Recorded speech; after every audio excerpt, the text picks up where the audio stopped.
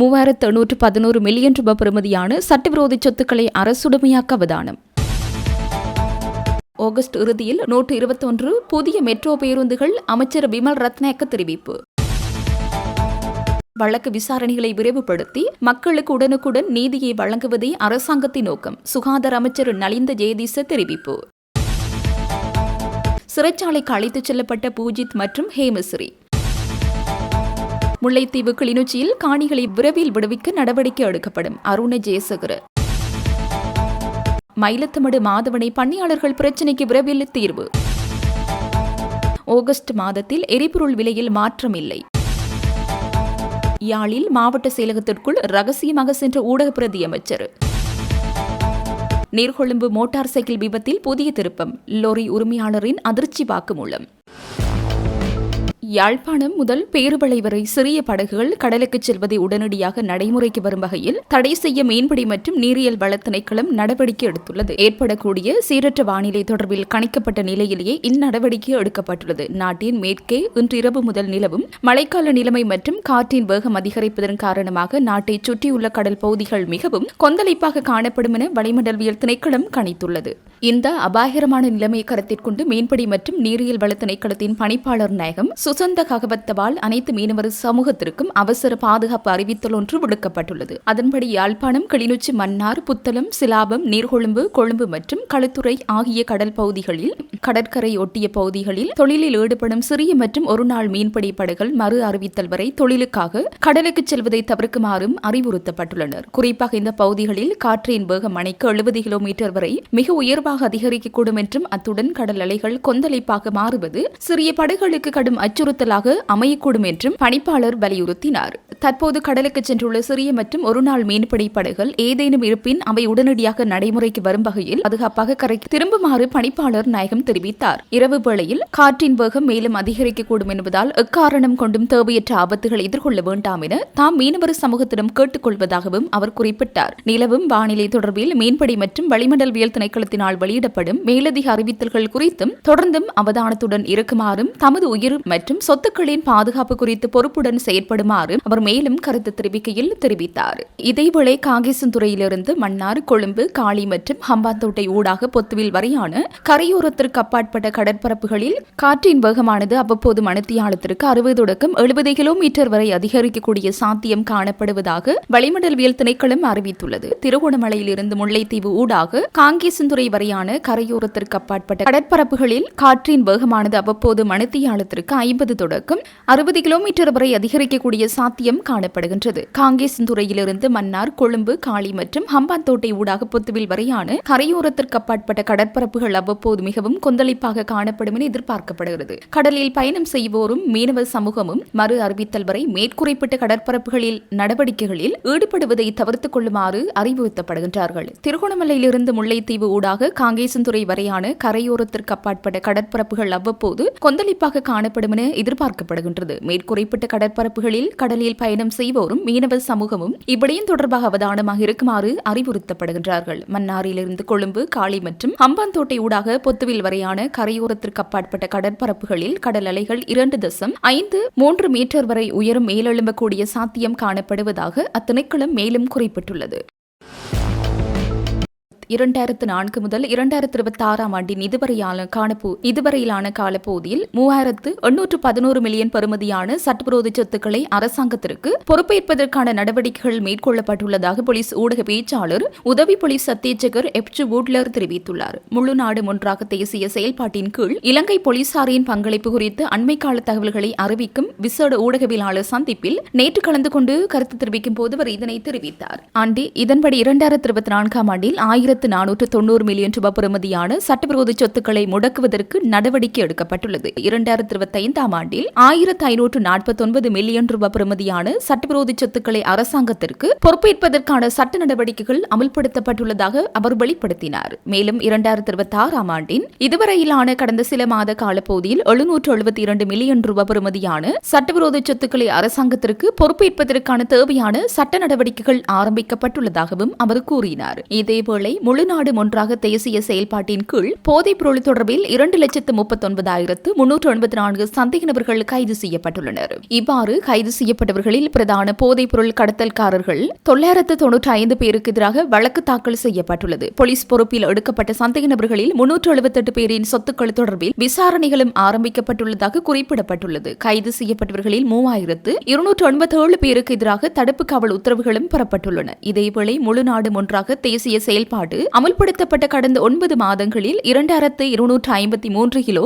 834 gram heroin, 2,640 kilo 695 gram ice மற்றும் 2,293 kilo 732 gram ஹொக்கைன் ஆகிய போதைப் பொருட்கள் பாதுகாப்பாக படையினரால் கைப்பற்றப்பட்டுள்ளன. இந்த போதைப் பொருட்களின் பெறுமதி 1,02,116 மில்லியன் ரூபாய் எனவும் மேலும் தெரிவிக்கப்பட்டுள்ளது. முன்னாள் ராணுவ தளபதி ஃபீல்டு மார்ஷல் சரத் பொன்சேகா மற்றும் முன்னாள் ஜனாதிபதி மைத்ரிபால சிறிசேன ஆகியோரை இலக்கு வைத்து தாக்குதல் நடத்த உளவு தகவல்களை வழங்கினார் என்ற சந்தேகத்தின் பேரில் கைது செய்யப்பட்ட விடுதலை புலிகளின் முன்னாள் உறுப்பினர் ஒருவருக்கு கொழும்பு மேல் நீதிமன்றம் பிணை வழங்கியுள்ளது. கடந்த 17 ஆண்டுகளாக எவ்வித இறுதி தீர்ப்புமின்றி விளக்கமறியலில் வைக்கப்பட்டிருந்த செல்லையா பியூபாகரன் என்பவருக்கு நேற்று இவ்வாறு பிணை அனுமதிக்கப்பட்டது. எனினும் நீதிமன்றம் விதித்த கடுமையான பிணை நிபந்தனைகளை பூர்த்தி செய்வதற்கு போதிய பிணையாளர்கள் அல்லது வசதிகளோ இல்லாத காரணத்தால் பிணை உத்தரவு பிறப்பிக்கப்பட்ட போதிலும் அவர் மீண்டும் சிறைச்சாலையிலே அடைக்கப்பட்டுள்ளார். நீண்ட காலமாக தடுப்பு காவலில் வைக்கப்பட்டுள்ள தமிழ் அரசியல் கைதிகளின் மனித உரிமைகள் மற்றும் நீதித்துறை தாமதங்கள் குறித்து இந்த சம்பவம் சமூக ஆர்வலர்களிடையே மீண்டும் பலத்த விவாதத்தை உருவாக்கியுள்ளது. ஆகஸ்ட் மாதத்திற்கான எரிபொருள் விலையில் எந்த மாற்றமும் செய்யப்படவில்லை என இலங்கை பெட்ரோலிய கூட்டுத்தாபனம் அறிவித்துள்ளது. இலங்கை பெட்ரோலிய கூட்டுத்தாபனத்தின் தலைவர் வெளியிட்ட தகவலின்படி தற்போது நடைமுறையில் உள்ள எரிபொருள் விலைகளை தொடரும் என தெரிவிக்கப்பட்டுள்ளது. அதன்படி தற்போது நடைமுறையில் உள்ள 92 ஒக்டேன் பெட்ரோல் விலை 414 ரூபாவாகவும் 95 ஒக்டேன் பெட்ரோல் விலை 495 ரூபாவாகவும் லங்கா ஓட்டோ டீசல் விலை 382 ரூபாவாகவும் லங்கா சூப்பர் டீசல் விலை 478 ரூபாவாகவும் விற்பனை செய்யப்படும் என இலங்கை பெட்ரோலிய தாபனத்தின் தலைவர் தெரிவித்துள்ளார். உயிர்த்த ஞாயிறு பயங்கரவாத தாக்குதல் நடத்தப்பட உள்ளதாக புலனாய்வு தகவல்கள் கிடைத்திருந்த போதிலும் அதனை தடுப்பதற்கு நடவடிக்கை எடுக்காமை, தடுக்க தவறியமை மற்றும் கொலைக்கு உடந்தையாக இருந்தமையாகிய குற்றச்சாட்டுகளில் குற்றவாளியாக அடையாளம் காணப்பட்ட முன்னாள் போலீஸ் மாதிபர் பூஜித் ஜெயசுந்தரவிற்கு கொழும்பு நிரந்தர நீதாய மேல் நீதிமன்றத்தின் பெரும்பான்மை நீதிபதிகள் மரண தண்டனை விதித்து உத்தரவிட்டுள்ளனர். பிரியந்த லியனகே, பிராஜி சூரிய மற்றும் திலகரத்ன பண்டார் ஆகிய நீதிபதிகள் அடங்கிய நிரந்தர நீதாய மேல் நீதிமன்ற அமர்வு முன்னிலையில் இவ்வழக்கு விசாரணைக்கு எடுத்துக் கொள்ளப்பட்டது. தீர்ப்பை அறிவித்த பிரியந்த லியனகே மற்றும் திலகரத்ன பண்டார் ஆகிய பெரும்பான்மை நீதிபதிகளின் தீர்ப்பை அறிவித்த நிரந்தர நீதாய மேல் நீதிமன்ற அமர்வின் தலைமை நீதிபதி பிரியந்த லியனகே உயிர்த்த ஞாயிறு தினத்தன்று பயங்கரவாத தாக்குதல்கள் நடத்தப்பட உள்ளதாக முன்னரே புலனாய்வு தகவல்கள் கிடைத்திருந்த போதிலும் அது தொடர்பில் எவ்வித நடவடிக்கையும் எடுக்காமல் கடமையை புறக்கணித்ததன் காரணமாக 268 பேர் உயிரிழந்துள்ளதுடன் மேலும் 586 பேர் காயமடைந்தனர். குறித்த காலப்பகுதியில் நாட்டின் போலீஸ் மாதிபராக செயல்பட்டவர் இந்த பிரதிவாதி ஆவார். குடிமக்களை பாதுகாக்க மற்றும் பொதுமக்கள் பாதுகாப்பை உறுதிப்படுத்தும் பொறுப்பு அவருக்கு அளிக்கப்பட்டிருந்தது. எனினும் 2019 ஆண்டு ஏப்ரல் மாதம் 20ஆம் தேதி மாலையில் அப்போதைய அரசு புலனாய்வு சேவையின் பணிப்பாளர் நிலந்த ஜெயவர்த்தனவினால் உயிர்த்த ஞாயிறு தினத்தன்று கொழும்பு மற்றும் அதனை சுற்றியுள்ள பகுதிகளில் அமைந்துள்ள கத்தோலிக்க தேவாலயங்கள் மற்றும் சுற்றுலா விடுதிகளின் மீது தற்கொலை தாக்குதல் நடத்தப்பட உள்ளதாக புலனாய்வு தகவல் இந்த பிரதிவாதிக்கு வழங்கப்பட்டிருந்தது. ஆனால் அந்த நிலைமையை தடுப்பதற்கு அவர் எந்த ஒரு நடவடிக்கையும் எடுக்கவில்லை. குற்றங்களை தடுப்பதற்காக அரசினால் நியமிக்கப்பட்ட அதிகாரி என்ற ரீதியில் அவர் தனது பொறுப்புகளை தவறவிட்டுள்ளார் என குறிப்பிட்ட பெரும்பான்மை நீதிபதிகள் அமர்வு பிரதிவாதி செய்துள்ள குற்றத்தின் தன்மையை கருத்தில் கொண்டு அவருக்கு மரண தண்டனை விதிப்பதாக தெரிவித்தது. சிறுபான்மை தீர்ப்பை அறிவித்த நீதிபதி பிராஜ் வீரசூரிய பிரதிவாதிக்கு எதிராக முறைப்பாட்டாளரால் சுமத்தப்பட்டுள்ள குற்றச்சாட்டுகள் நியாயமான சந்தேகத்திற்கிடமின்றி நிரூபிக்கப்படவில்லை என்றும் அதற்கமையவரை விடுவித்து விடுதலை செய்வதாகவும் அறிவித்தார். உயிர்த்த ஞாயிறு பயங்கரவாத தாக்குதல் நடத்தப்பட உள்ளதாக புலனாய்வு தகவல்கள் கிடைத்திருந்த போதிலும் அதனை தடுப்பதற்கு நடவடிக்கை எடுக்காமை, கடமை தவறியமை மற்றும் கொலைக்கு உடந்தையாக இருந்தமை ஆகிய குற்றச்சாட்டுகளில் குற்றவாளியாக காணப்பட்ட முன்னாள் பாதுகாப்பு செயலாளர் ஹேமசிறி பெர்னாண்டோவிற்கு கொழும்பு நிரந்தர நீதாய மேல் நீதிமன்ற அமர்வின் பெரும்பான்மை நீதிபதிகளால் மரண தண்டனை விதித்து தீர்ப்பளிக்கப்பட்டுள்ளது. இவ்வழக்கு நேற்று பிரியந்த லியனகே, பிராஜி சூரிய மற்றும் திலகரத்ன பண்டார முன்னிலையில் விசாரணைக்கு எடுத்துக் கொள்ளப்பட்டது. நீதிபதிகள் குழாத்தின் பிரியந்த லியனகே மற்றும் திலகரத்ன பண்டார மேற்கொண்டுள்ளார் ஆகிய நீதிபதிகள் தமது பெரும்பான்மை தீர்ப்பை அறிவித்து பிரதிவாதியான ஹேமஸ்ரீ பெர்னாண்டோவிற்கு எதிராக முறைப்பாட்டாளரால் சுமத்தப்பட்டிருந்த 855 குற்றச்சாட்டுகளில் 854 குற்றச்சாட்டுகளுக்கு அவர் குற்றவாளி என தீர்மானிக்கப்படுவதாக தெரிவித்தனர். உயிர்த்த ஞாயிறு பயங்கரவாத தாக்குதல் நடத்தப்படுவதற்கு முந்தைய நாள் மாலையில் அப்போதைய அரசு புலனாய்வு சேவையின் பணிப்பாளர் நிலந்த ஜெயவர்தனவினால் மறுநாள் நடத்தப்படவிருந்த தாக்குதல் குறித்து பிரதிவாதிக்கு அறிவிக்கப்பட்டிருந்தது. ஆனால் பாதுகாப்பு செயலாளர் என்ற ரீதியில் அதனை தடுப்பதற்கு பிரதிவாதி எந்தொரு நடவடிக்கையும் எடுக்கவில்லை. அவருக்கு புலனாய்வு கூட்டத்தை கூட்டி எடுக்கப்பட வேண்டிய நடவடிக்கைகள் குறித்து விவாதித்திருக்க முடியும். அதேபோல் முப்படையினருடன் கலந்துரையாடி தாக்குதல்களை தடுப்பதற்கு தேவையான நடவடிக்கைகளை எடுத்திருக்க முடியும். எனினும் அவர் அத்தகைய நடவடிக்கைகள் எதனையும் எடுக்கவில்லை. இதன் மூலம் இந்த தாக்குதலினால் கொலைகள் நிகழக்கூடும் என்பதை நன்கு அறிந்திருந்தும் அதனை தடுப்பதற்கு பிரதிவாதி எந்தொரு நடவடிக்கையும் எடுக்கவில்லை. அதற்கமைய கடமையை புறக்கணித்தமை மற்றும் கொலைக்கு உடந்தையாக இருந்தமை ஆகிய குற்றச்சாட்டுகளுக்கு பிரதிவாதி குற்றவாளியாக தீர்மானிக்கப்படுவதாக பெரும்பான்மை நீதிபதிகள் தெரிவித்தனர். எனினும் சிறுபான்மை தீர்ப்பை அறிவித்த நீதிபதி விராஜ் வீரசூரிய பிரதிவாதிக்கு எதிராக முறைப்பாட்டாளரால் சுமத்தப்பட்டுள்ள குற்றச்சாட்டுகள் நியாயமான சந்தேகத்திற்கிடமின்றி நிரூபிக்கப்படவில்லை என்று தெரிவித்தார். அதற்கமைய பிரதிவாதியை விடுவித்து விடுதலை செய்வதாக நீதிபதி அறிவித்தார். இருப்பினும் பெரும்பான்மை நீதிபதிகளின் உடன்பாட்டின் அடிப்படையில் ஹேமஸ்ரீ பெர்னாண்டோவிற்கு மரண தண்டனை விதிக்கப்பட்டது. மரண தண்டனை விதிக்கப்பட்ட முன்னாள் போலீஸ் மா அதிபர் பூஜித் ஜெயசுந்தரம் மற்றும் முன்னாள் பாதுகாப்பு செயலாளர் ஹேமஸ்ரீ பெர்னாண்டோ ஆகியோர் சிறைச்சாலைக்கு அழைத்துச் செல்லப்பட்டனர். தீர்ப்பு வழங்கப்பட்டதை தொடர்ந்து அவர்கள் இருவரும் நீதிமன்றத்திலிருந்து சிறைச்சாலைக்கு அழைத்துச் செல்லப்பட்டனர். முல்லைத்தீவு மாவட்டத்தின் வட்டுவாகல், கேப்பாப்புலவு மற்றும் கிளிநொச்சி மாவட்டத்தின் சில காணிகளை விரைவில் விடுவிப்பதற்கு நடவடிக்கை எடுக்கப்படும் என பாதுகாப்பு பிரதியமைச்சர் மேஜர் ஜெனரல் அருண ஜெயசேகர தெரிவித்துள்ளார். முல்லைத்தீவு மற்றும் கிளிநொச்சி மாவட்டங்களில் ராணுவ பயன்பாட்டில் உள்ள காணிகளை சிவில் நிறுவனங்கள் மற்றும் பொதுமக்களுக்கு விடுவிப்பதற்கான சாத்தியக்கூறுகள் தொடர்பான விசேட கலந்துரையாடல் முல்லைத்தீவு மாவட்ட செயலகத்தில் நேற்று நடைபெற்றது. இக்கலந்துரையாடலில் வரவேற்புரையாற்றிய முல்லைத்தீவு மாவட்ட செயலாளர் உமா மகேஸ்வரன், ஆளுநர் அலுவலகத்தில் நடைபெற்ற கூட்டத்தின் தொடர்ச்சியாக எமது மாவட்டத்தின் நிலைமைகள் தொடர்பில் ஆராய்வதற்காக வருகை தந்துள்ள பாதுகாப்பு பிரதியமைச்சரை வரவேற்கின்றேன். முல்லைத்தீவு மாவட்டத்தில் கடந்த 17 ஆண்டுகளில் 2262.5 ஏக்கர் காணிகள் விடுவிக்கப்பட்டுள்ளன. இன்னமும் 1493.2 ஏக்கர் காணிகள் விடுவிக்கப்பட வேண்டியுள்ளன. இதில் வட்டுவாகல் மற்றும் கேப்பாப்புலவில் அமைந்துள்ள காணிகள் மிக முக்கியமானவை என குறிப்பிட்டார். தொடர்ந்து உரையாற்றிய கூட்டுறவு பிரதியமைச்சரும் மாவட்ட ஒருங்கிணைப்பு குழு தலைவருமான உபாலி சமரசிங்க, நாட்டில் மீண்டும் போர் ஏற்படாது, இருப்பினும் பாதாள உலக குழுக்களின் கட்டுப்பாடு மற்றும் போதைப்பொருள் ஒழிப்பு உள்ளிட்ட தேசிய பாதுகாப்புடன் தொடர்புடைய சில முக்கிய விடயங்கள் உள்ளன. இவை குறித்தும் கவனம் செலுத்தி மக்களின் காணிகளை விடுவிக்க நடவடிக்கை எடுக்கப்படும். மக்களுக்குரிய காணிகளை மீள வழங்குவதில் அரசாங்கம் உறுதியாக உள்ளது என தெரிவித்தார். இதன் பின்னர் கருத்து தெரிவித்த ஆளுநர் வேதநாயகன், நான் முல்லைத்தீவு மாவட்ட செயலாளராக கடமையாற்றிய காலத்தில் தற்போதைய பாதுகாப்பு பிரதியமைச்சர் இங்கு படைப்பிரிவு தளபதியாக பணியாற்றினார். அன்றைய காலத்தில் மீள்குடியமர்வுக்கு அவர் வழங்கிய ஒத்துழைப்பை நன்றியுடன் நினைவு கூறுகின்றேன். அன்று அவருடன் கலந்துரையாடி மக்களின் மீள்குடியமர்வு மற்றும் காணிகள் விடுவிப்பை சாத்தியமாக்கியிருந்தோம். தற்போதும் இத்தகைய கலந்துரையாடல்கள் ஊடாக காணிகளை விடுவிக்க முடியும் என நம்புகின்றோம். தேசிய பாதுகாப்பு மற்றும் மக்களின் கோரிக்கைகள் ஆகிய இரண்டும் இருவேறு முக்கிய முனைகளாகும். இவ்விரண்டுக்கும் இடையே சீரான சமநிலையை பேணி நாம் தீர்வை எட்ட வேண்டியுள்ளது. மாண்புமிகு ஜனாதிபதி அனுரகுமார திசாநாயக்க மக்களுக்கு சொந்தமான காணிகள் அரசிடம் கையளிக்கப்பட வேண்டும் என்பதில் உறுதியாக இருக்கின்றார். எனவே நாம் ஆக்கப்பூர்வமாக கலந்துரையாடி சிறந்த முடிவுகளை எடுக்க முடியும் என குறிப்பிட்டார். தொடர்ந்து உரையாற்றிய பாதுகாப்பு பிரதியமைச்சர் மேஜர் ஜெனரல் அருண ஜெயசேகர, தேசிய பாதுகாப்பை உறுதிப்படுத்துவதற்காக நாட்டின் 25 மாவட்டங்களிலும் முப்படையினரின் முகாம்கள் அமைக்கப்பட்டுள்ளன. நாட்டில் ஏற்படும் அசாதாரண மற்றும் இடர் நிலைமைகளின் போது போலீசாருடன் இணைந்து முப்படையினர் களப்பணியாற்றுகின்றனர். போர் நிறைவுற்று 2009 ஆண்டிலிருந்து 2024 ஆண்டு டிசம்பர் மாதம் வரை 9409 ஏக்கர் காணிகள் விடுவிக்கப்பட்டுள்ளன. எமது அரசாங்கம் ஆட்சி பொறுப்பேற்ற பின்னர் இந்த ஆண்டு ஜூன் மாதம் வரை 615 ஏக்கர் காணிகள் விடுவிக்கப்பட்டுள்ளன. தொடர்ந்தும் கலந்துரையாடல்கள் மூலம் மக்களின் காணிகளை விடுவிக்க நடவடிக்கை எடுப்போம் என தெரிவித்தார். கிளிநொச்சி மாவட்ட செயலாளர் முரளிதரனினால் கனகாம்பிகை குளத்தில் காணி விடுவிப்புக்கான கோரிக்கை முன்வைக்கப்பட்டது.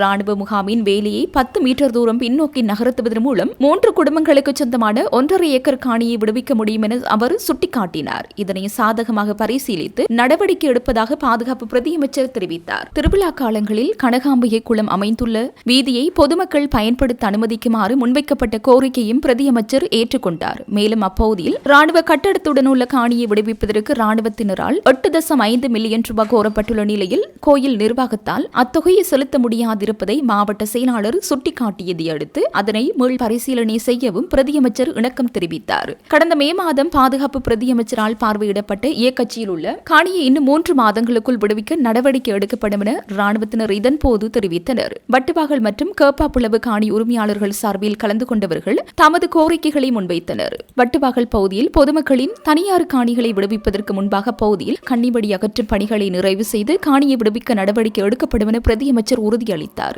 கேப்பாப்புலவில் உடனடியாக 6.5 ஏக்கர் காணியை விடுவிப்பதற்கான சாத்தியக்கூறுகள் இருப்பதாக குறிப்பிட்ட பிரதியமைச்சர் எஞ்சிய காணிகளை விடுவிப்பது தொடர்பில் மாவட்ட மட்டத்தில் குழு ஒன்று அமைக்கப்பட்டு கள நிலைமைகளை ஆராய்ந்து தீர்மானம் எடுக்கப்படும் என தெரிவித்தார். ராணுவ முக்கியத்துவம் வாய்ந்த, அதாவது நீங்கள் காட்டு பரப்பும் கடற்பரப்பும் தொடுக்கிற மாதிரியான காணியத்தான் இப்ப உங்களுக்கு வச்சிருக்கிறீர்கள். පුද්ගලිකයන් හැකි පමණ අපේ ජාතික ආරක්ෂාව இங்கே இந்த காணிகளிலே 80 ஏக்கர் காணிகளை கடற்படையினர் தமது தேவைகளுக்கு வைத்திருப்பதாக. எவ்வாறா இருந்தாலும் நாங்கள் இந்த மாதிரியாக கலந்துரையாடி இந்த மாதிரியாக ஒரு தீர்வு செய்யலாம் என்றதை பற்றி நாங்கள் கலந்துரையாடுவது பொருத்தமாக இருக்கும்.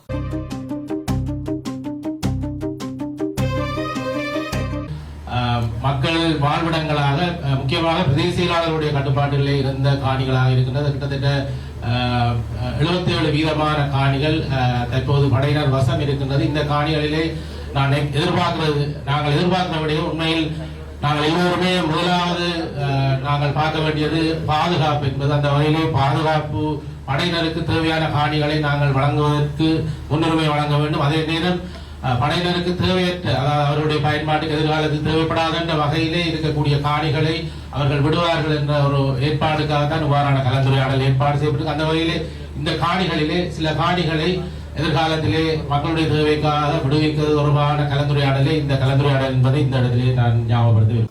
තාමත් මුල්ලතොව දිස්ත්‍රික්කයේ මේ කේපාපිලව් කියන ප්‍රදේශයේ සහ ඉඩම් ප්‍රමාණය සම්බන්ධව ජනතාවගෙන් සහ ගොවීන්ගෙන් සහ විවිධ පාර්ශවයන්ගෙන් යම් යම් ඉල්ලීම් තියෙනවා. ඒ වගේම මම ඒ සඳහා යම් ක්‍රියාමාර්ග මීට කලින් අරන් තියෙනවා. උන්ට ඉඩම් ප්‍රමාණයක් නිදහස් කරලා තියෙනවා. ඒ වගේම ඉඩම් වල අයිතිවාසිකම් සම්බන්ධ ගැටලු ටිකකුත් තියෙනවා. නමුත් කොහොමුණත් අපි හිතනවා ඒ භූමිය සහ ඉඩම් වල අපිට හැකියාවක් තියෙනවා නම් මෙවැනි සාකච්ඡාවක් සහ විශේෂයෙන්ම ආරක්ෂකංශයේ මැදිහත් වීම සහ උන්ගේ සහයෝගයෙන් අපිට තව මොකක්ද කරන්න පුළුවන් කියලා මම හිතන්නේ ඒකත් අද දවසේ මේ සාකච්ඡාව ඇතුළත වාර්තාවක් විදිහට ගරු අමතුමා විසින් ජනමතුමාට මේ කරුණු ඉදිරිපත් කරයි. அதுபோன்று முல்லைத்தீவு மாவட்டத்தை எடுத்துக்கொண்டால் கேப்பாப்புலவு பிரதேசம் பிரதேச காணி தொடர்பாக பல்வேறு கோரிக்கைகள் பொதுமக்கள் மற்றும் பொது அமைப்புகள் மற்றும் அமைப்புகளிலிருந்து கிடைக்கப்பட்டிருக்கிறது. ஆகவே அதற்கேற்ற வகையில் சில காணிகள் பொதுமக்களுக்கு சில இடங்கள் வழங்கப்பட்டு இருக்கின்றது, சில நடவடிக்கைகள் மேற்கொள்ளப்பட்டிருக்கின்றது. ஆகவே அந்த இடத்திலே பாதுகாப்பு படையினருடைய பாதுகாப்பு தேவையில் தவிர்ந்த இடங்கள் காணப்படமாக இருந்தால் அதனை விடுவிப்பது தொடர்பாகவும் அது தொடர்பான விடயங்களை இன்று கலந்துரையாடி அது தொடர்பான அறிக்கையை சமர்ப்பிப்பது பொருத்தமாக இருக்கும் என்ற விடயத்தை தெரியப்படுத்துகின்றார். நான் 2010ஆம் ஆண்டிலிருந்து 2015 வரை இங்கு அரசாங்க அதிபராக கடமையாற்றி இருக்கிறேன். அந்த வகையிலே எனக்கு கூடுதலான இந்த இடங்களும் தெரியும். மற்றும் நான் இங்கு அரசாங்க அதிபராக இருந்த காலத்தில் தான் அந்த எல்லா මොල්ගුඩියටங்களும் நிறைவு செய்யப்பட்டது. මම 2010 අවුරුදු සිට 2015 සිට 15 දක්වා මම මේ මුලතිව් දිස්ත්‍රික් ලේකම් හැටියට මගේ සේවය කරලා තියෙනවා. ඒ කාල සීමාව තුළ තමයි නැවත පදිංචි කිරීම කටයුතු ටික සිදු කරන්නේ. அவை அந்த காலங்களிலே எங்களுடைய கௌரவ பிரதி அமைச்சர்களும் இங்கு கடமையாற்றியிருந்தார்கள். டிவிஷனல் குமாண்டராக கடமையாற்றியிருந்தார்கள். அந்த வகையிலே எல்லா விடயங்களையும் நாங்கள் கலந்து ஆலோசிப்பது பொருத்தமாக இருக்கும். ඒ කාල සීමාව තුළදී අපි දැන් අපි ගරු නියෝජ්‍ය අමාත්‍යතුමා ආරක්ෂක අමාත්‍ය නියෝජ්‍ය අමාත්‍යතුමාත් ඒ කාලේ සමත ඩිවිෂනල් කොමාන්ඩර් හැනිකටියට මේ සේවය කරලා තිබ්බ මුලතිව් දිස්ත්‍රික්කයේ இந்த இப்படி வந்து சாகச்சா கிரிமிட்ட உதாய்க்கிறோம் சார். அன்றைய காலத்திலே நான் உண்மையில அவருக்கு நினைவூட்ட விரும்புகிறேன். நாங்கள் ஒன்று சேர்ந்து ஒரு இராணுவ அதிகாரிகளோட ஒன்று சேர்ந்து வேலை செய்தபடியால்தான் பல விரைவாக உங்கள் குடியேற்றம் எல்லாத்தையும் விரைவாக செய்ய முடிந்தது. அவருடைய பூரண ஒத்துழைப்பு எங்களுக்கு கிடைத்தது.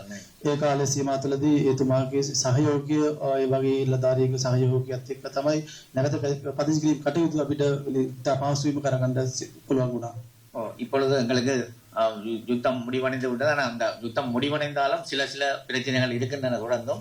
எவ்வாறா இருந்தாலும் நாங்கள் இந்த மாதிரியாக கலந்துரையாடி இந்த மாதிரியாக ஒரு தீர்வு செய்யலாம் என்றதை பற்றி நாங்கள் கலந்துரையாடுவது பொருத்தமாக இருக்கும். பாதுகாப்பு இருக்கிறது, மற்ற பக்கம் மக்களுடைய தேவைகள் இருக்கிறது. இதுக்குள்ள இடையில என்ன மாதிரி வின் சிச்சுவேஷன்ல என்ன மாதிரி நாங்கள் இதை கொண்டு போகலாம்ன்ற ஒரு கலந்துரையாடல் செய்வதன் மூலம் இதை நாங்கள் ஒரு சாதகமான ஒரு முடிவை எட்டலாம் என்று நான் நினைக்கிறேன். එවගේම යුද්ධය නිමා වෙලා වසර ගණන් ගිහිල්ලා තියෙනවා. සමහර තැන්වල සමහර ප්‍රශ්නයක් කියම ජනපාලනයට දාන්න තියෙන්න පුළුවන්. ඉතින් මේ වගේ රැස්වීමක් අපි පවත්ලා ඒ වගේ මේ පොඩි ගැටලු වලට අපිට සතුට සොයා ගන්න පුළුවන්.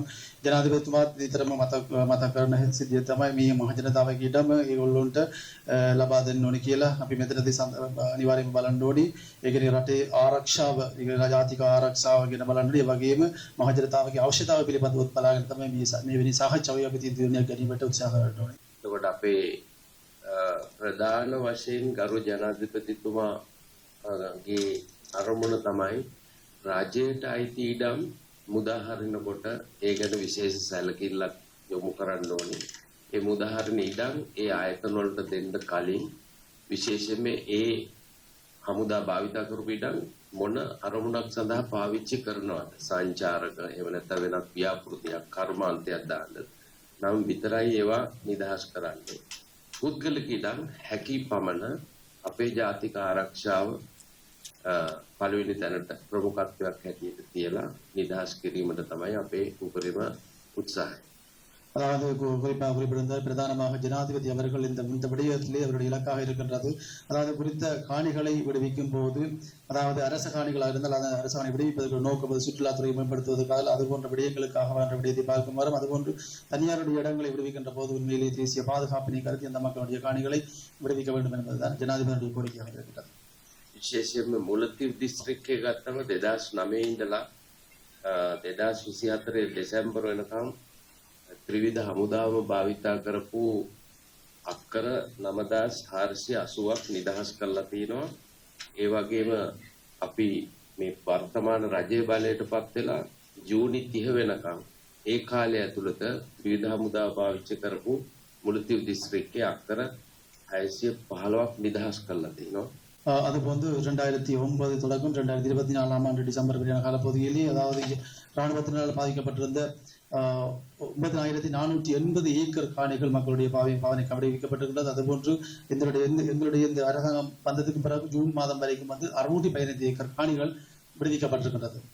இந்த பகுதிகளை பாதுகாப்பு படையினருக்கு இடையூறற்ற வகையில் இந்த பொதுமக்களுடைய காணிகளை பொதுமக்களுக்கு வழங்குமாறு மிகவும் நாங்கள் தயாராகவும் பணிவாகவும் மேன்மேன் தங்கிய ஜனாதிபதி அவர்களையும் மற்றும் அனைத்து அரசு அதிகாரிகளையும் கேட்டுக்கொண்டிருக்கோம். இங்கே இந்த காணிகளிலே 80 ஏக்கர் காணிகளை கடற்படையினர் தமது தேவைகளுக்கு வைத்திருப்பதாக 2018-19 கால பகுதிகளில் நாங்கள் வவுனியா மனித உரிமை ஆணைக்குழுவில் ஒரு பெரிய முறைப்பாடு செய்த போது அங்கே வந்திருந்த லீகல் ஆபீசர் 80 ஏக்கர் காணிகளை மாத்திரம்தான் தங்களுடைய பாவனைக்கு வைத்திருப்பதாக கூறியிருந்தார். ஆகவே அந்த 80 ஏக்கர் காணிகளை விட ஏனைய காணிகளை பொதுமக்களுக்கு வழங்குமாறு ஒரு ஆலோசனையை கடற்படை அதிகாரியிடம் அதிகாரி கேட்டிருந்தார். அது இதுவரை காலமும் கடந்த அரசாங்கங்களில் எங்களுக்கு அதை நிறைவேற்றி தரப்படவில்லை. ராணுவ முக்கியத்துவம் வாய்ந்த, அதாவது நீங்கள் காட்டு பரப்பும் கடற்பரப்பும் தொடுக்கிற மாதிரியான காணியத்தை நீங்கள் வைத்திருக்கிறீர்கள். அதே மாதிரியான காட்டு பரப்பும் கடற்பரப்பும் தொடுக்கிற மாதிரியான காணி பக்கத்துல இருக்கு. அப்ப இதைத்தான் நாங்கள் கிட்டத்தட்ட நிறைய வருஷ கணக்கா நாங்கள் சொல்லிக் கொண்டு வரோம். தேசிய பாதுகாப்பு தொடர்பாக எங்களுக்கு நல்லா தெரியும். இப்ப இருக்கிற பிரச்சனைகள் சார்பாக உண்மையில தேசிய பாதுகாப்பு அவசியம் என்ற விஷயம் எங்களுக்கு நல்லா தெரியும். ஏன்னா இப்ப இருக்கிற போதைப் பொருள் விடயங்களாகவும் சரி, அல்லது இப்ப இருக்கிற வன்முறை விடயங்களாகவும் சரி, நாங்கள் ராணுவ நிலையங்களை சரியான முறையில உத்தியோகமாக ரீதியா இருக்கிறத நாங்கள் வரவேற்கிறோம். உண்மையில அது எங்களுக்கு இருக்கிறது பாதுகாப்பு. ஆனா எங்களுக்கு ஒரே ஒரு நோக்கம் என்னன்னா, அதை மக்கள் இடத்துல இருந்து நீங்கள் பக்கத்துக்கு மாத்தனோடு தான் நாங்கள் இருக்கிற உண்மையாக நாங்கள் மாத்தனோடு மக்கள்.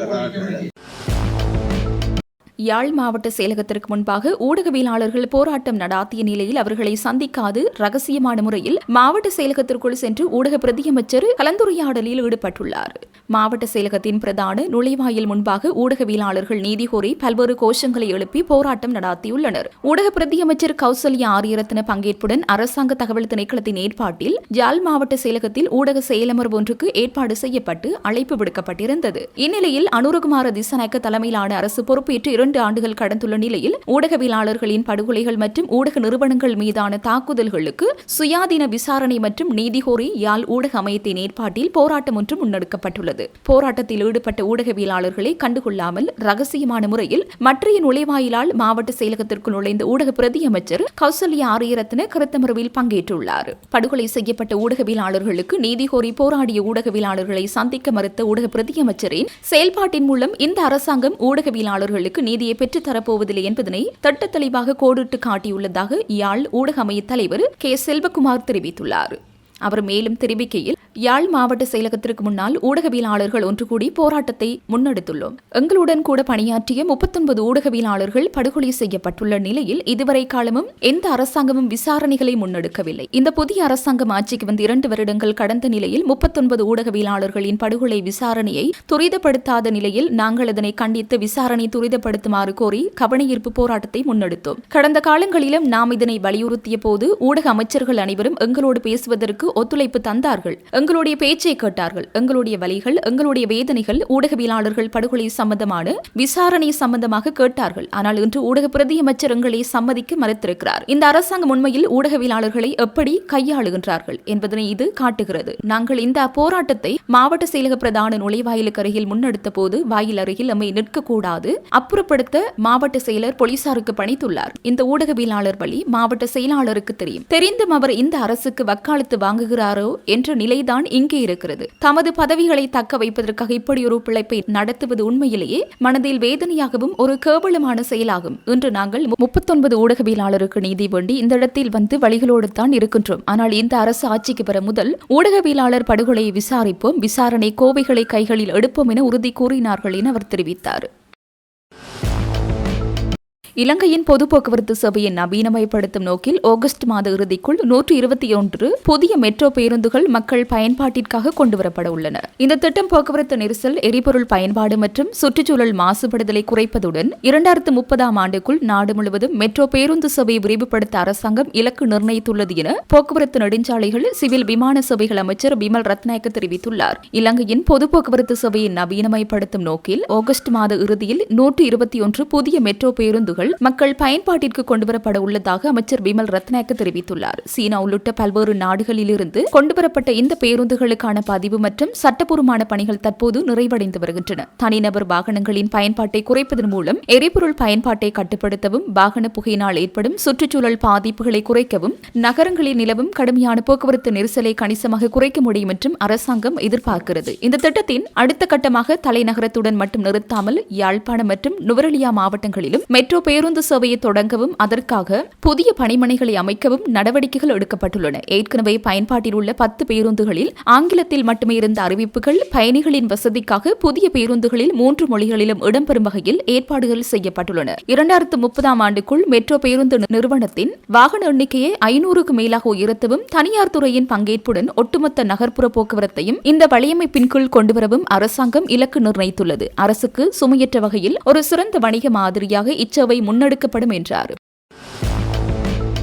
மட்டக்களப்பு மாவட்டத்தின் நீண்டகால பிரச்சினையாக இருந்து வரும் மயிலத்தமடு மாதவனை பண்ணையாளர்களின் பிரச்சினைக்கு விரைவாக தீர்வினை பெற்றுக் கொடுக்கவும், அங்கு நடைபெறும் அத்துமீறிய பயிற்சிகளை தடுத்து நிறுத்தி ஈடுபட்டவர்களை அங்கிருந்து வெளியேற்றவும் மட்டக்களப்பு மாவட்ட அபிவிருத்தி மீளாய்வு கூட்டத்தில் தீர்மானிக்கப்பட்டுள்ளது. மட்டக்களப்பு மாவட்டத்திற்கான ஒருங்கிணைப்பு குழு கூட்டம் தொழில் முயற்சியாண்மை அபிவிருத்தி அமைச்சரும் மாவட்ட ஒருங்கிணைப்பு குழுவின் தலைவருமான சுனில் ஹந்துநேத்தி தலைமையில் மாவட்ட அரசாங்க அதிபர் JS அருள்ராஜ் ஏற்பாட்டில் பழைய மாவட்ட செயலக மாநாட்டு மண்டபத்தில் நடைபெற்றது.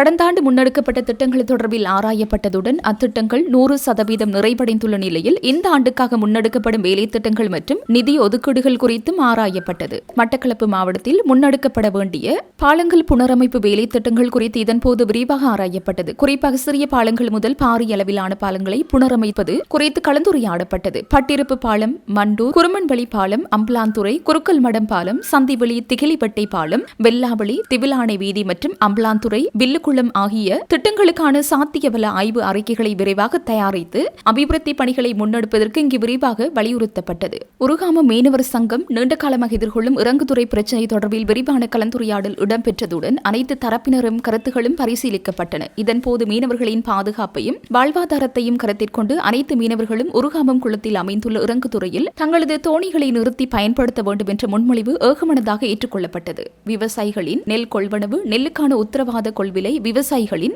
நலன் மற்றும் மாவட்ட மக்களின் நீண்டகால அபிவிருத்தி தேவைகள் ஆகிய அனைத்தும் விரிவாக ஆராயப்பட்டன. இவ்விடயங்கள் தொடர்பாக சம்பந்தப்பட்ட அமைச்சுக்கள் மற்றும் அரசு திணைக்களங்கள் இனியும் தாமதமின்றி செயற்பட்டு மக்களுக்கு நடைமுறைப்படியான தீர்வுகளை வழங்க வேண்டும் என்று வலியுறுத்தப்பட்டது. நீண்டகால பிரச்சனையாக இருந்து வரும் மயிலத்துமடு மாதவனை பிரச்சினை தொடர்பில் நீண்ட கலந்துரையாடல் முன்னெடுக்கப்பட்டது. ஜனாதிபதி அவர்கள் மட்டக்களப்புக்கு வருகை தந்தபோது மகாவலி அதிகார சபை ஊடாக கால்நடை பண்ணையாளர்களுக்கு காணி ஒதுக்கீடு செய்வது தொடர்பில் வழங்கிய உறுதிமொழி குறித்து ஆராயப்பட்டது. அதேவேளை தற்போது மயிலத்துமடு மாதவனை பகுதியில் 200க்கும் மேற்பட்டோர் அத்துமீறிய பயிற்சிகையில் ஈடுபட்டு வருவது குறித்து பண்ணையாளர்களால் சுட்டிக்காட்டப்பட்டது. இதனைத் தொடர்ந்து அவ்வாறான அத்துமீறிய பயிற்சிகைகளை ஒரு குறிப்பிட்ட காலப்பகுதிக்குள் அங்கிருந்து வெளியேற்றி கால்நடை பண்ணையாளர்களுக்கு காணிகளை வழங்குவதற்கான நடவடிக்கைகளை முன்னெடுக்குமாறு அறிவுறுத்தல்கள் வழங்கப்பட்டன. குறிப்பாக வனவள திணைக்களத்தினர் இவ்விடயத்தில் பக்கச்சார்பாக செயற்படுவதாகவும் பட்டிலப்பளை, மயிலத்தமடு போன்ற பகுதிகளில் காடுகளை வெட்டி அத்துமீறிய பயிற்சிகளை முன்னெடுக்கும் போது அது தொடர்பில் நடவடிக்கை எடுப்பதில்லை என்றும் சாதாரண பொதுமக்கள் இவ்வாறு செய்தால் வழக்கு தாக்கல் செய்வதாகவும் இதன்போது சுட்டிக்காட்டப்பட்டது. நாட்டின் நீதிமன்றங்களில் நீண்ட காலமாக தேங்கி கிடக்கும் வழக்கு விசாரணைகளை விரைவுபடுத்தி மக்களுக்கு உடனுக்குடன் நீதியை வழங்குவதற்காகவே நீதிபதிகளின் ஓய்வு பெறும் வயதை உயர்த்த அரசாங்கம் நடவடிக்கை எடுத்துள்ளதாக சுகாதார அமைச்சர் நலிந்த ஜெயதீச தெரிவித்தார். கடந்த 2 தேர்தல்களில் மக்களுக்கு வழங்கப்பட்ட ஆணைக்கு அமையவே அரசாங்கம் இந்த நடவடிக்கைகளை முன்னெடுத்து வருகிறது. இதன் கீழ் மேல் நீதிமன்றங்களின் எண்ணிக்கை அதிகரிப்பதுடன் மாவட்ட அளவில் மேன்முறையீட்டு நீதிமன்ற அமர்வுகளை அமைத்தல் மற்றும் புதிய நீதிபதிகளை பணியமர்த்தல் போன்ற திட்டங்கள் உள்ளன. இத்தகைய மாற்றங்களை செய்யும் போது அனுபவம் முதிர்ச்சி மிக்க நீதிபதிகளின் சேவை தொடர்ந்தும் தேவைப்படுவதால் நீதவான்கள் முதல் உயர் நீதிமன்ற நீதியரசர்கள் வரையிலானவர்களின் ஓய்வு பெறும் வயதை 1 வருடத்தால் உயர்த்துவதற்கு அரசாங்கம் யோசனை முன்வைத்துள்ளது. முன்னாள் பிரதம நீதியரசர் ஜெயந்த ஜெயசூரிய தலைவராக இருந்த காலத்தில் இலங்கை சட்டத்திறனிகள் சங்கம் சமர்ப்பித்த அறிக்கை மற்றும் 2015ஆம் ஆண்டு பாராளுமன்ற அரசியலமைப்பு உபகுழுவின் பரிந்துரைகள் ஆகியவற்றை அடிப்படையாக கொண்டே இந்த யோசனை முன்வைத்துள்ளது. அரசியலமைப்பின் 83வது பிரிவின்படி பாராளுமன்றத்தில் 3/2 பெரும்பான்மை போதுமா அல்லது பொது வாக்கெடுப்பு தேவையா என்பதை உயர் நீதிமன்றமே தீர்மானிக்கும். எதிர்க்கட்சியினரின் சில கருத்துக்கள் அவர்களின் அறியாமையோ அல்லது மக்களை ஏமாற்றும் தந்திரத்தையோ காட்டுகிறது. இந்த நடவடிக்கையில் அரசாங்கம் மக்களும் ஒரே நிலையிலே உள்ளனர் என்றார். நீர்கொழும்பில் ஏற்பட்ட மோட்டார் சைக்கிள் விபத்தில் உயிரிழந்த 2 இளைஞர்களும் வீதியில் மோட்டார் சைக்கிள் பந்தயத்தில் ஈடுபட்டிருந்ததாக குற்றம் சாட்டப்பட்டுள்ளது. விபத்தின் போது அவர்கள் மிக அதிக வேகத்தில் பயணித்ததாகவும் விபத்தில் சிக்கிய கண்டெய்னர் லொரியின் உரிமையாளர் தெரிவித்துள்ளார். விபத்து குறித்து கருத்து தெரிவித்த லொரியின் உரிமையாளர் உதவியாளர் ஒருவர் வீதி போக்குவரத்தை நிறுத்தி வீதி காலியாக இருப்பதை உறுதி செய்த பின்னரே ட்ரெய்லர் திருப்பப்பட்டதை சிசிடிவி காட்சிகள் காட்டுவதாக கூறியுள்ளார். நாங்கள் லொரியை திருப்ப முயன்று தொடங்கிய போது வீதியில் எந்த வாகனமும் இருக்கவில்லை. எங்கள் உதவியாளர் கீழே இறங்கி போக்குவரத்தை தடுத்தார். என்ன நடந்தது என்பதை சிசிடிவி காட்சிகள் தெளிவாக காட்டுகின்றன என்று குறிப்பிட்டுள்ளார். அவரது கூற்றுப்படி சுமார் 160 முதல் 180 கிலோமீட்டர் வேகத்தில் வந்ததாக கருதப்படும் மோட்டார் சைக்கிள் திடீரென தோன்றி ட்ரெய்லர் மீது மோதியுள்ளது. குறிப்பாக இரவு நேரங்களில் இந்த பாதையில் மோட்டார் சைக்கிள் பந்தயங்கள் தொடர்ச்சியாக நடைபெற்று வருவதாகவும் இதுகுறித்து ஏற்கனவே போலீசாருக்கு தெரிவிக்கப்பட்டுள்ளதாகவும் உரிமையாளர் குற்றம் சாட்டியுள்ளார். விபத்துக்கு பிறகு லொரிக்கு தீ வைக்கப்பட்ட சம்பவம் குறித்து கருத்து தெரிவித்த அவர் உள்ளூர் வாசிகளை விட வெளியாட்களை வாகனம் மீது தாக்குதல் நடத்தியதாக கூறினார். கிராம மக்கள் ஆதரவாக இருந்தனர். வெளியில் இருந்து வந்தவர்களே வாகனத்தை சேதப்படுத்தி பின்னர் தீ வைத்தனர் என்று குற்றம் சாட்டினார். சம்பவ இடத்தில் பல போலீஸ் அதிகாரிகள் இருந்த போதிலும் லோரி மீதான தாக்குதல்களை தடுக்க முடியவில்லை என்று அவர் மேலும் தெரிவித்தார். ஜூலை 29 அன்று நீர்கொழும்பு மினுவாங்குட வீதியில் போலவெலன வீதியில் கண்டெய்னர் லொரியுடன் மோதி 2 மோட்டார் சைக்கிள் ஓட்டுநர்கள் உயிரிழந்த நிலையில் வாகனம் தீக்கிரையாக்கப்பட்ட சம்பவம் தொடர்பில் இதுவரை 3 சந்தேக நபர்கள் கைது செய்யப்பட்டுள்ளதுடன் மேலதிக விசாரணைகள் தொடர்ந்தும் நடைபெற்று வருகின்றன. 17 ஆண்டுகளுக்கு பிறகு முன்னாள் ராணுவ தளபதி சரத் பொன்சேகாவை படுகொலை செய்வதற்கு விடுதலை புலிகள் நடத்தியதாக கூறப்படும் தற்கொலை தாக்குதலுக்கு உதவியதாகவும் உடந்தையாக இருந்ததாகவும் குற்றம் சாட்டப்பட்டு விளக்கமறியலில் வைக்கப்பட்டிருந்த 2 சந்தேக நபர்களுக்கு கொழும்பு மேல் நீதிமன்றம் பிணை வழங்கியுள்ளது. கொழும்பு மேல் நீதிமன்ற நீதிபதி புத்தி சி ராகல நேற்று முன்தினம் இந்த உத்தரவை பிறப்பித்துள்ளார். இருப்பினும் நீதிமன்றம் விதித்த பிணை நிபந்தனைகளை பூர்த்தி செய்ய முடியாததால் 2 பிரதிவாதிகளையும் தொடர்ந்து விளக்கமறியலில் வைக்குமாறு நீதிபதி உத்தரவிட்டுள்ளார். பிரதிவாதிகளுக்கு தலா தலா 2 லட்சம் ரொக்கப் பிணையும் தலா 5 லட்சம் மதிப்பிலான 4 சரீர பிணைகளும் விதிக்கப்பட்டுள்ளன. எனினும் அவர்களால் இந்த தொகையையும் பிணையாளர்களையும் சமர்ப்பிக்க முடியாமல் போயுள்ளது. பிணை நிபந்தனைகளின்படி அவர்கள் ஒவ்வொரு மாதமும் 2வது மற்றும் 4வது ஞாயிற்றுக்கிழமை காலையில் பயங்கரவாத தடுப்பு பிரிவில் முன்னிலையாக வேண்டும் என்றும் அவர்களின் வெளிநாட்டு கடவுச்சீட்டுகளை பறிமுதல் செய்யவும் உத்தரவிடப்பட்டுள்ளது. முன்னாள் விடுதலை புலிகள் உறுப்பினர் என கூறப்படும் சண்முகலிங்கம் சூரியகுமார் மற்றும் தம்பியா பிரகாஷ் என்ற தனுஷ் ஆகிய இருவருக்குமே இந்த பிணை வழங்கப்பட்டுள்ளது. 17 ஆண்டுகள் நீண்டகாலமாக விளக்கமறியலில் இருப்பதை சுட்டிக்காட்டி பிரதிவாதிகள் மேன்முறையீட்டு நீதிமன்றத்தில் மனு தாக்கல் செய்திருந்ததன் அடிப்படையில் மேல் நீதிமன்றம் இந்த உத்தரவை பிறப்பித்துள்ளது. பிரதிவாதிகள் மீது சுமத்தப்பட்டுள்ள குற்றச்சாட்டுகளுக்கு அதிகபட்சமாக 20 ஆண்டுகள் வரை சிறை தண்டனை விதிக்கப்பட வாய்ப்புள்ளது. கடந்த 2006ஆம் ஆண்டு ஏப்ரல் 25ஆம் தேதி கொழும்பு ராணுவ தலைமையகத்தின் நுழைவாயிலுக்கு அருகே துர்கா என்ற விடுதலை புலிகள் உறுப்பினரால் இந்த தாக்குதல் நடத்தப்பட்டதாக கூறப்படுகிறது. இச்சம்பவம் தொடர்பாக சட்டமா அதிபரால் பிரதிவாதிகளுக்கு எதிராக 230 குற்றப்பத்திரிகையின் கீழ் வழக்கு தொடரப்பட்டுள்ளதாக தெரிய வருகிறது. இந்த தற்கொலைப்படை தாக்குதலில் அன்றைய ராணுவ தளபதி சரத் பொன்சேகா படுகாயமடைந்ததுடன் அவரது பாதுகாப்பில் நியமிக்கப்பட்டிருந்த ஒரு ராணுவ சார்ஜென்ட் 3 கோப்ரல்கள் உட்பட ராணுவ வீரர்களும் பொதுமக்களும் உயிரிழந்திருந்தனர். இவ்வழக்கிற்கு மேலதிகமாக பொர்லஸ்குமு பகுதியில் முன்னாள் ஜனாதிபதி மைத்ரிபால சிறிசேனவை கொள்ள முயன்ற வழக்கு மற்றும் பேலிபரியவில் முன்னாள் அமைச்சர் ஜெயராஜ் பெர்னாண்டோ பிள்ளை படுகொலை உடந்தையாக இருந்த வழக்கு ஆகியவற்றிலும் இவர்கள் பிரதிவாதியாக சேர்க்கப்பட்டிருந்தனர். இதில் ஜெயராஜ் பெர்னாண்டோ பிள்ளை கொலை வழக்கில் பிரதிவாதிகளுடன் முன்னாள் உதவி காவல்துறை கண்காணிப்பாளர் லக்ஷ்மன் குரேவும் விடுவிக்கப்பட்டார். முன்னாள் ஜனாதிபதி மைத்ரிபால சிறிசேன வழக்கில் இவர்களுக்கான பிணை உத்தரவு எதிர்வரும் ஆகஸ்ட் மாதம் 7ஆம் தேதி அறிவிக்கப்பட உள்ளதாக தெரிவிக்கப்படுகிறது. இவ்வழக்கின் முக்கிய குற்றவாளியான செல்வராசா கிருபாகரன் என்ற மோரிஸ் வேறொரு வழக்கில் சிறை தண்டனை அனுபவித்து வருவதால் அவருக்கு பிணை வழங்கப்படவில்லை என்று கூறப்படுகிறது.